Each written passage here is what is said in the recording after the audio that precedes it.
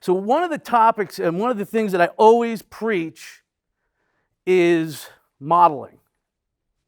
And what a model is basically you find something that works. You find somebody that's getting a desired result that you want, and you just copy the model. You do everything that the model does, and you get the same outcomes that that model does.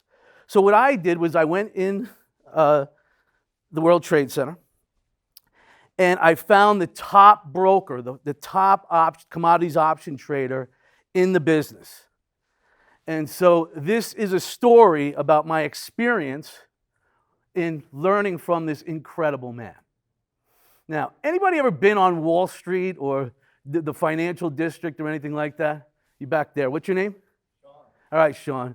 So what kind of pace is it when you're working on Wall Street? Frantic. Right? It's crazy. So I used to take the last subway. I commuted from Long Island. I used to take the last subway that would get you in on time before the market opened.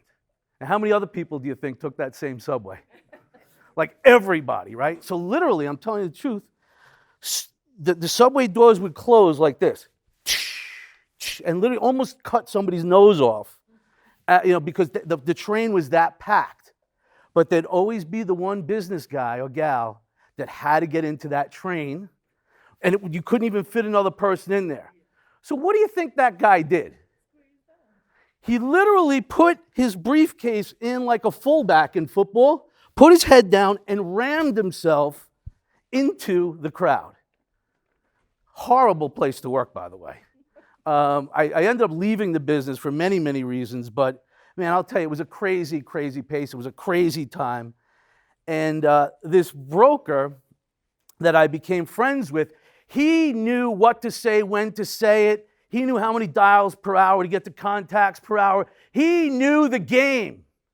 Took me for a helicopter ride around New York as I'm learning from him. And I'm thinking, this is the man I want to be.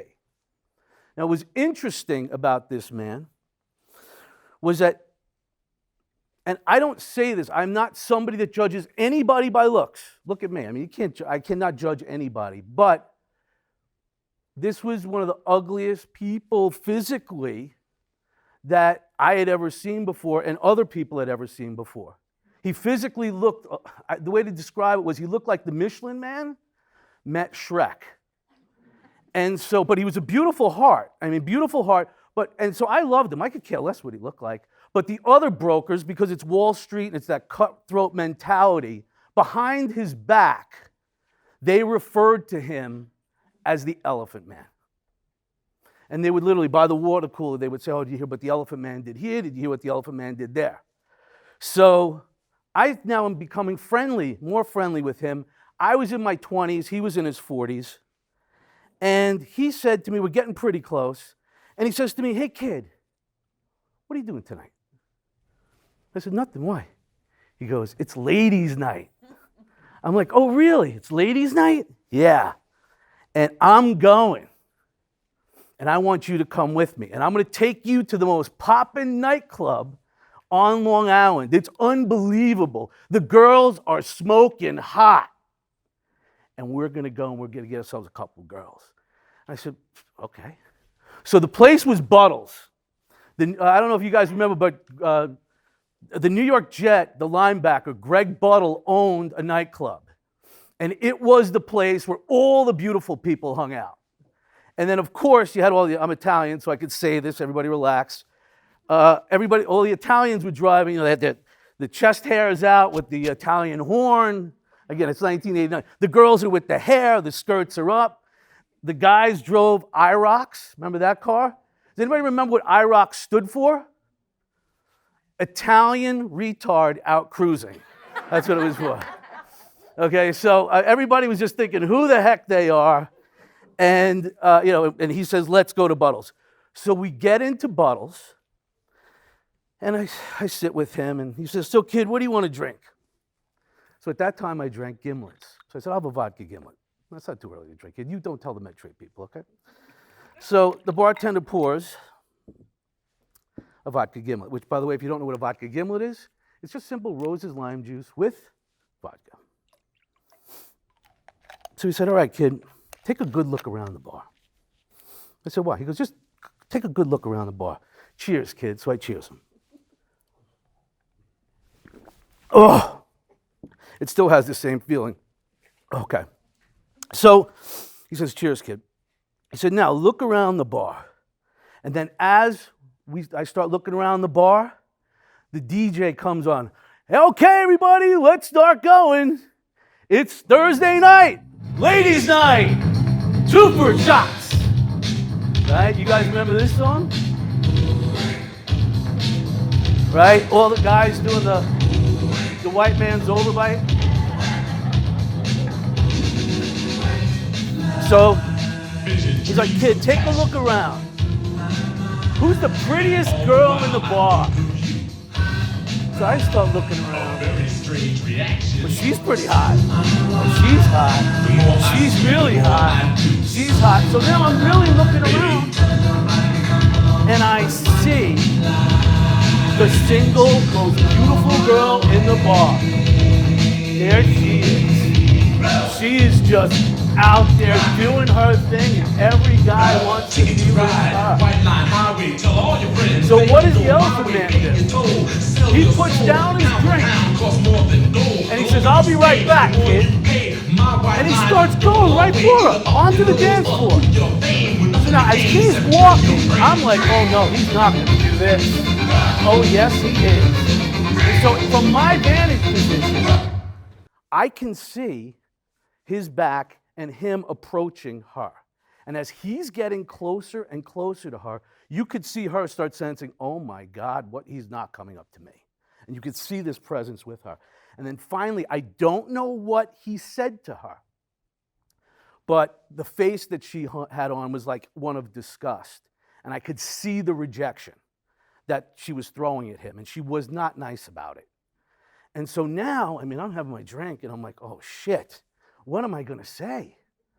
I got hurt by the rejection. So I have my drink again. I'm nervous. And then I say, okay, I'm going to say something, come on. But when he turns around, he's got this amazing, peaceful face on. And he's got a smile. So he comes back, and I'm just now looking at his face, saying, he's totally okay with this. And he says, so kid, who's the second prettiest girl in the bar?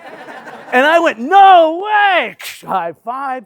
So we did it, and we kept going that night. And I kept on pointing out the girls, and he kept going out. And he took the most brutal rejections, one after another after another. So, but it became this thing. But I could see he could absolutely care less.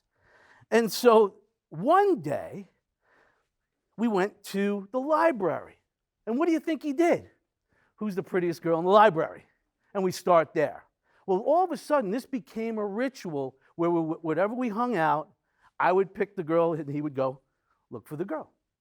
So one day, we're at a place called Pathmark.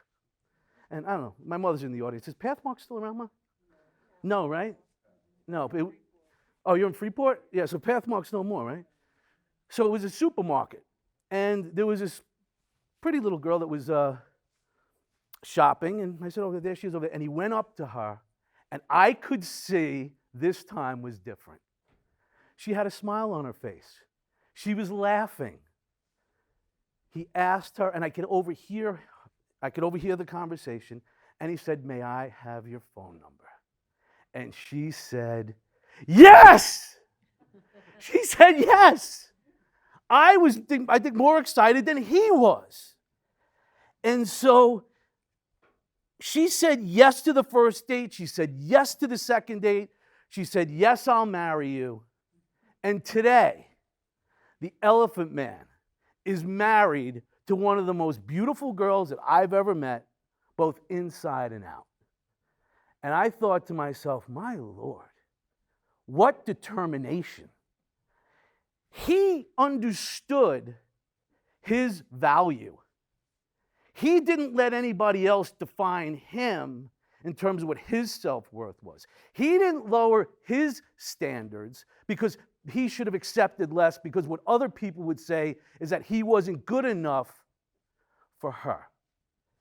And I said, that is an amazing, amazing life lesson.